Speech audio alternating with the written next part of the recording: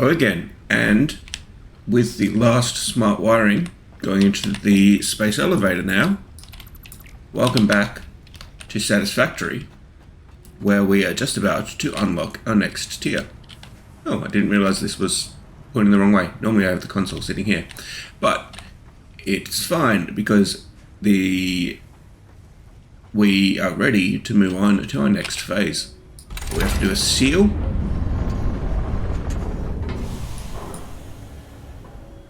And send. Perfect. And now we have access to tier 5 and tier 6. Just as soon.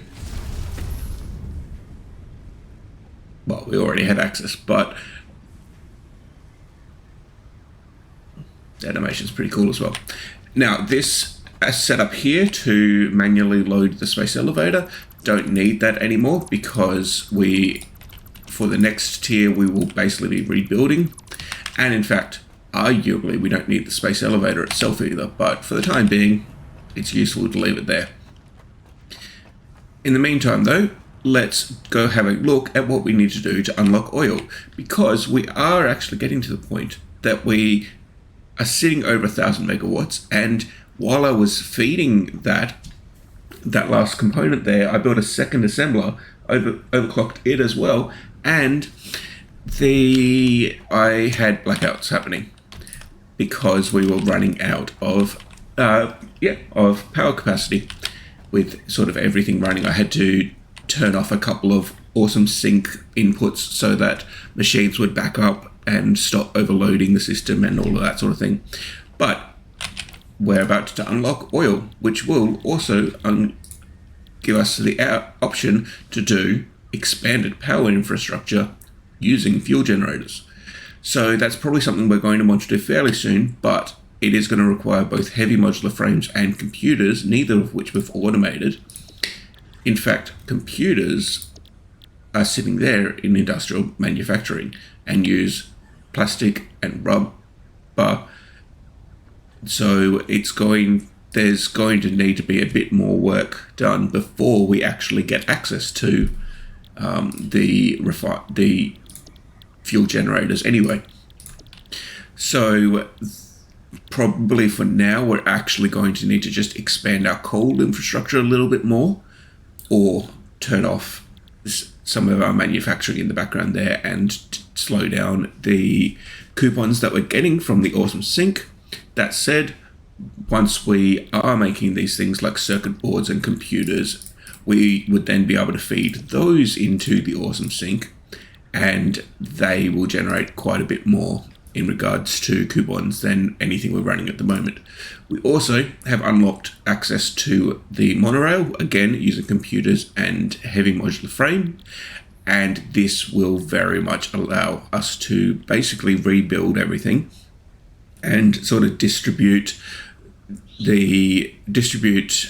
our production into different locations and sort of have dedicated builds for things. It will also allow us to easily bring everything up to that storage facility that I was building last time, or that I've been building between episodes, and it will also give us easy access to all of the materials that are lying around the map.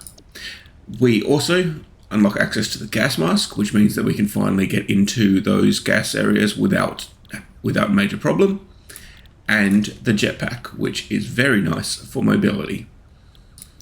But it all starts right here with oil processing. And for oil processing, we're going to need some more copper sheets, some steel pipes, some motors, and some encased industrial pumps. So let's go grab those.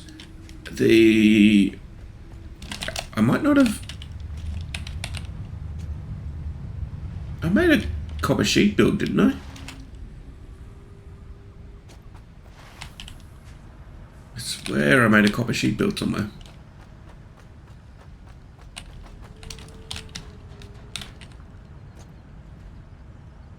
I don't think it's over there. Oh, I think I know where it is.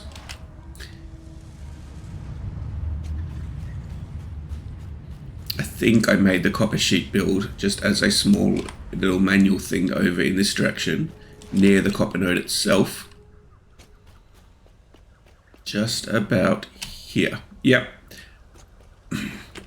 So this thing should be completely full of copper sheets. Perfect. Let's grab a whole lot of those. Moth blotting out the sun.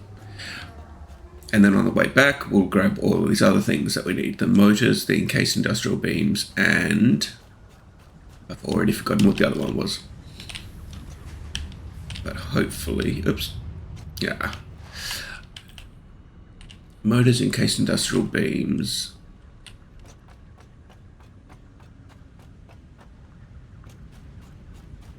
I think I'm going to have to go this way. Here we go. Cool. So, motors should just be sitting in here. No, that's encased industrial beams. We can take those. Was it steel pipes? And then motors are just sitting in over here. No, that's stators. Did I ever actually automate motors themselves? I don't think I did. So I think I'm going to have to make them 2 stators, 2 rotors each. I think I needed 50, so 100 of those and 100 of these will be enough to manually craft 50 motors, which is what I think it said I needed. Let's go have another quick look.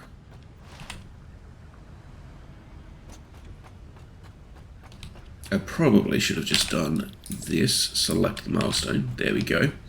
And we do have everything except for these motors. Where motors?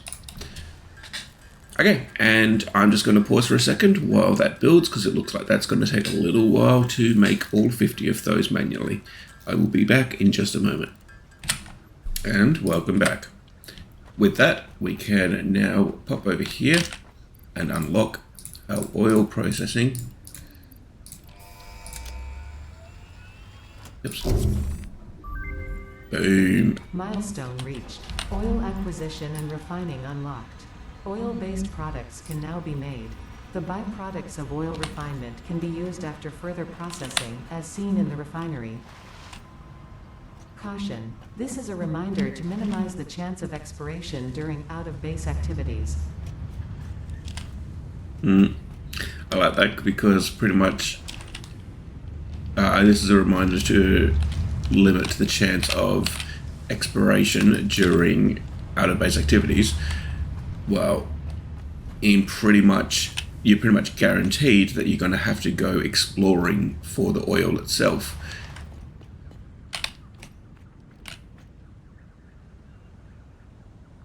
I feel like that quick wire shouldn't be backing up with that.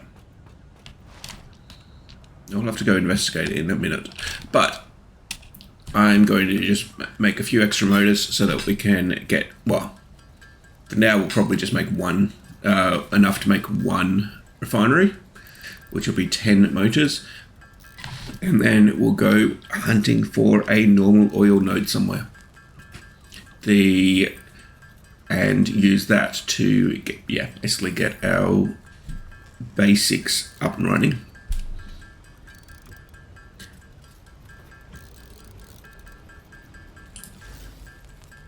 Boom, there we go, 10.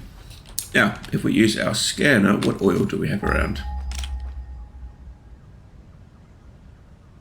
I know there's a whole lot of oil down here, a couple of pure nodes and a normal, I think. There we go. Spire Coast, of course. A whole lot of impure nodes. Why has that got numerous that say temp? Okay. Normal, impure. Yeah, okay. So let's head straight north and grab these ones here. So I do wonder about taking the car. Yeah, let's do it.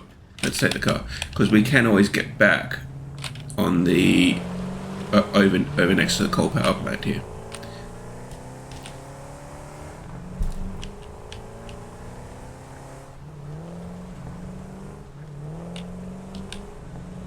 Right, let's go explore. I've literally never even been into the Spire Coast region, so time to go see what is over there.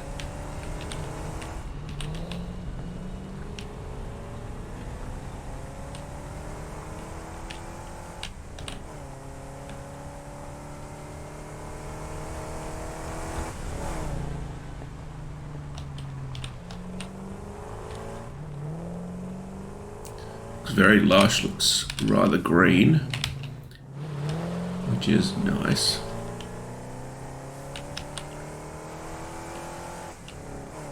Coral plants.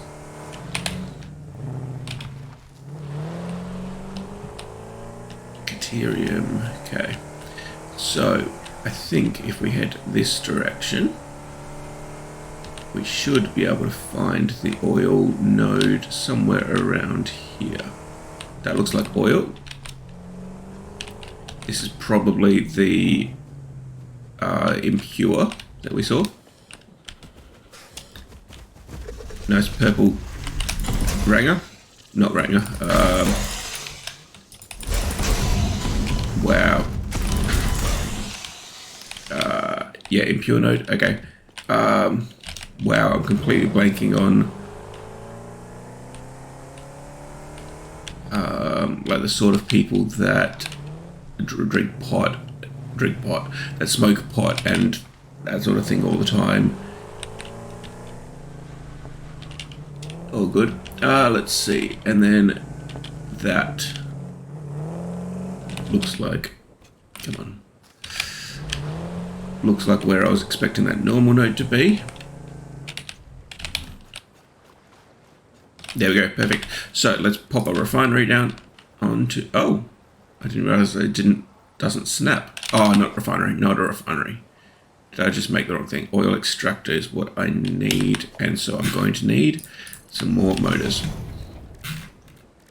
And arguably I'm going to need 15 more motors because I'm going to need at minimum 5 to make the extractor, and then another 10 to make the refinery itself.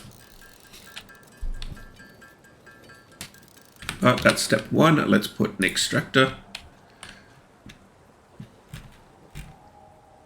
For now, we'll face it this way. Well, where's east? There. Cool. And then we're going to need at least 10 more motors to make our first refinery. I'm definitely going to have to automate motors though, because we, motors are, 1, used quite heavily in all of this oil stuff, and 2, the refineries are what allow us to make all of the pure ingot recipes that allow us to heavily increase our output from raw ore just by adding water. So we're going to need a lot of motors, we're going to need a lot of copper sheets to run all of the water around with the water extractors and that sort of thing, but effectively, we're going to make some builds that will basically be taking in all of the iron in the world and converting it all by adding water into more than double. Like, I think it's 3 to 7, or maybe it's 4 to 7 type thing. And we'll also have similar for like quartz crystals and things like that. So pretty much every input source, I think limestone has one as well, wet concrete. Anyway, we've got more than 20 there while I've been waffling away. So let's quickly pop down the refineries. So I'm just trying to look at this area and see what we've got. So put that there, and yeah, there we go, all the pure, and let's see, pure iron, 7 to 13, so it's not quite double, but it's close. 6 to 15, better than double. 2 to 1, but I think 3 to 1 is the standard recipe with Caterium, and then pure quartz, 9 to 7. And also there's the steamed copper sheets, which I think is a much better conversion rate again for the copper. So yeah, you can make large numbers of copper sheets. But for now, using a bit of oil, we can make plastic, we can make rubber. So let's do this. Let's grab some logistics pipeline. Oops. Where did I go? There. So we'll put a splitter there, and then we'll just connect a pipeline into there and a pipeline into there. Perfect. And now I think what I want to do is just knock down these trees so that I can put another refinery right next to it and set that one to plastic. Boom. Good, and we need to move this out of the way.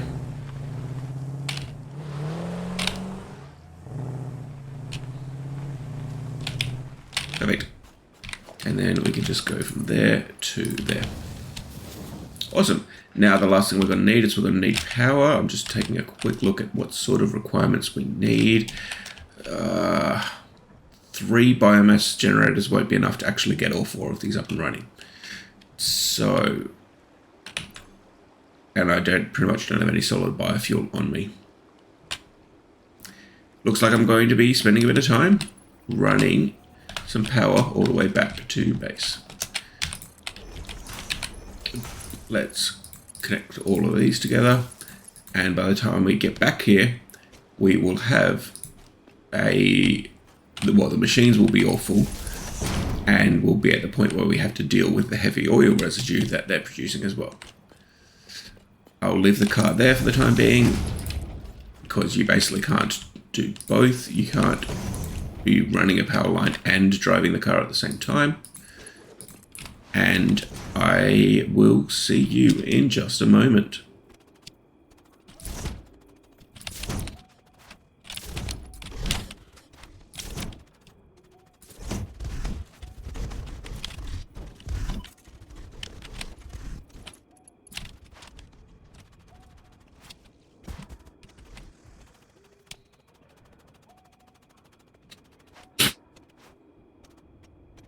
And there we go. After aggravating pretty much all of the fauna on the way, we have now got power up and running here. This one here looks like it's barely running because I didn't actually set a recipe, but this one here is making plastic, so this one here gets to make rubber. Perfect. Just gonna have a quick look at petroleum coke residual fuel, which uses the heavy oil that we're currently making. Okay. Perfect. So then the next step will be to try to make some of this fuel. And so for that, we are once again going to need to make a bit more motors. And then we're going to be able to make some fuel. And then the last step will basically be actually so these make rubber, these make plastic. Those are things that we use quite heavily. This heavy oil residue, though, we don't tend to use anywhere near as heavily. And so we will, as I say, turn some of it into fuel. And then that fuel can be used to, one, run our car, and in future our other trucks and such. But it can also be used for the jetpack that we're going to be unlocking soon. So we'll probably be looking to just leave most of that fuel just in there. The other thing the fuel can be used for is to run the fuel generators, but that's something that we're going to have to look at doing in a future episode. For now, let's make another refinery. I'm short on steel pipes, and I'm probably not going to be able to make those by hand. And I don't have coal, I don't have iron, I'm not going to be able to make steel by hand either. That's annoying. Okay, well, I think we're going to have to go and come back, basically.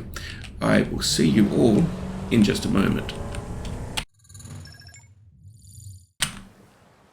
And I feel like this is definitely the most paused episode that I've created yet, but let's see. Pipe here, pipe. Let's push that back a little bit though, because we're going to want to run 2 pipes into it. Perfect. And then if we just grab another junction, we should be able to go like this. And then we can run our output like so.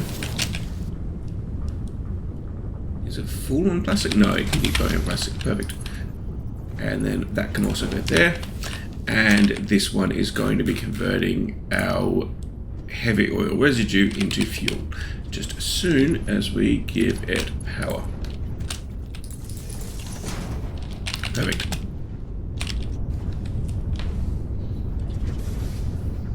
And boom, we've got fuel incoming. Perfect. That is only using 60 per minute. So that will be able to keep up with both of these so long as there is space to make more fuel.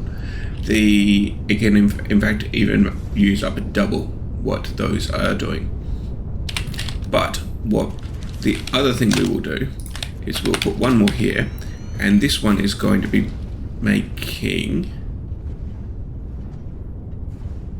fuel and polymer resin.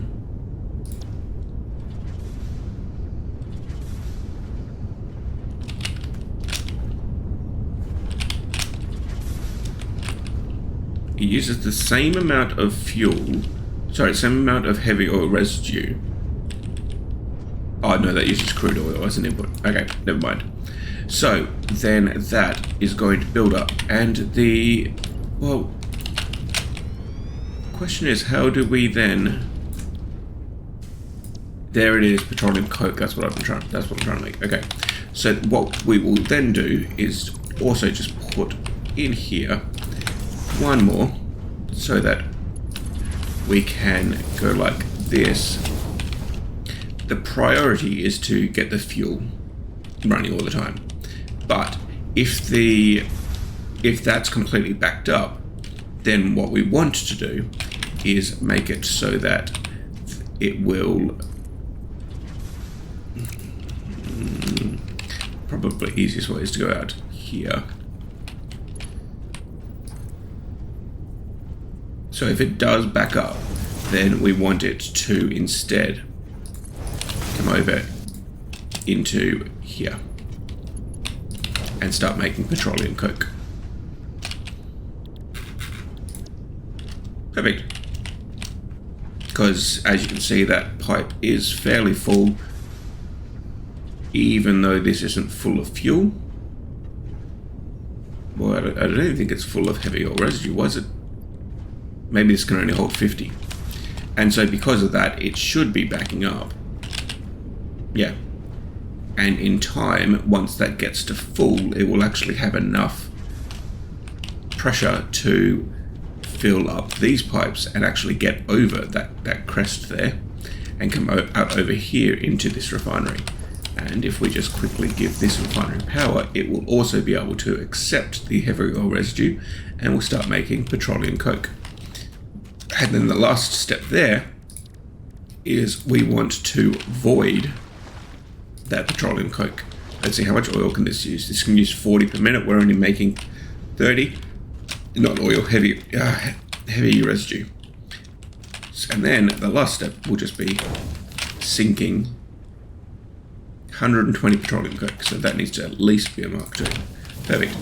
And of course, we're going to need a power connection here onto the awesome sink. So that will prevent, there you go, we're getting some heavy oil residue here, which should be going into there, unless I've got this pointed the wrong direction.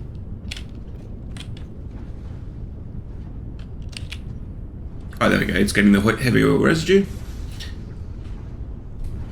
at a fairly fast clip now, and making petroleum coke, which will then come whizzing out the back here. What does it make? 12 at a time. And prevent the heavy oil residue from backing up, meaning that we will be constantly getting the plastic and the rubber. And as a incidental, we'll get some coupons, but those are less important. The priority here is to just make sure that these machines are constantly running and making our plastic, making our rubber. That was about to stop, but I'll fix the storage in a second. And then this one here, we're going to need to do something with that fuel to get it back up and running as well. But let's quickly, logistics, we want storage containers, organization, storage containers. In fact, let's do a industrial storage container. So over here we can put one, over here we can put one, and then basically we're just going to be, I don't even care about the clipping at the moment. Let's see, that makes 20 per minute, so a normal Mark 1's going to be doing a perfectly good job. This also makes 20 per minute. So those will just fill up, and then we can run some tractors later to bring them back to the base. And then lastly, we need to do something with this fuel. I think there's like a packager or something, isn't there? There's a... Oh. I swear there's some way. Foundry, smelter, refinery, assembler, oil extractor. To turn this into packaged fuel, unless possibly we just don't have the recipe for that. That might be, it might come with the jetpack or with one of the other things that we have to make. So for now, let's see, can we make the fuel, the liquid buffers? We can, fuel buffers.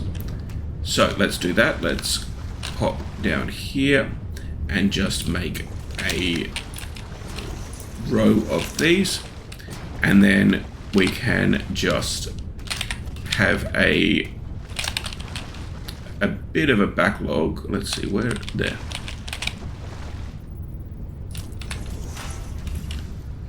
In fact, we're going to need more of these, so let's quickly just make 3 of these.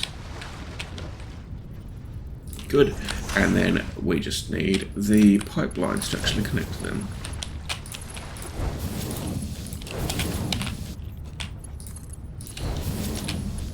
Pipeline work when you've got the actual blade runners is so much nicer. Okay, you can go like there. That should work, I think. Yep. And of course, all of this is not trying to be neat, it's just trying to get things running. Later on, when we rebuild all of this, I'll worry about it being neat. But here we go, we've got a whole lot of fuel going into storage now, and so we will get, what is it, 1200 built up there, and that will be useful in future when we actually can utilize fuel. For the time being though, that is getting rid of the heavy oil residue one way or the other, and meaning that these will just continue to run until the rubber and until the plastic is completely full. Ironically, in future, when it's fuel that we need, or the fuel that we need to make sure never runs out, it's actually the plastic and the rubber that we're going to be voiding. But for the time being, those are the priority. And let's take a look. We've got almost 200. Let's just grab that. There we go. We've got over 200 plastic, and we should also have over 200 rubber. Perfect. I'm just going to have a quick glance while I think about it at our power system, and we're using 1100. Ooh, almost 1200, and 1200 is all that we can feed this thing. So it definitely is a priority to get the fuel generators. Unfortunately, fuel generators need motors and heavy modular frames, neither of which we've automated at this point, but probably the priority at the moment will be getting oil power up and running so that we can substantially increase our power infrastructure. And once we've got oil power up and running, then at that point we will be able to look at making motors and heavy modular frames. That said, I might be looking to first, before I do that, get the railways, although railways I need to remember what I think the carriages and stations and stuff use heavy modular frames and motors, and so long as it's not like every single piece of railway that uses heavy modular frames, I think it'll be fine to try to set up a at least basic railway system without having made those automated.